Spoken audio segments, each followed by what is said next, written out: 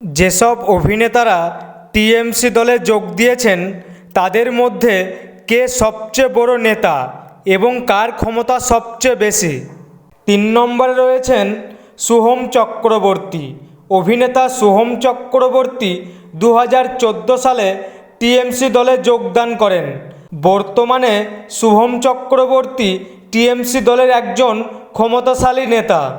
2 নম্বরে রয়েছেন কাঞ্চন মল্লিক।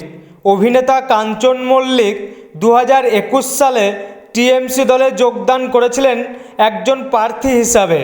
অভিনেতা কাঞ্চন মল্লিক টিএমসি দলের একজন বড় নেতা। নাম্বার 1-এ রয়েছে দেব। অভিনেতা দেব 2014 সালে টিএমসি দলে যোগদান করেছিলেন একজন প্রার্থী হিসাবে।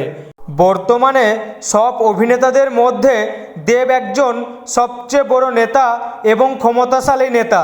বন্ধুরা, আপনাদের মতে কে বড় নেতা কমেন্টে জানিয়ে দিন।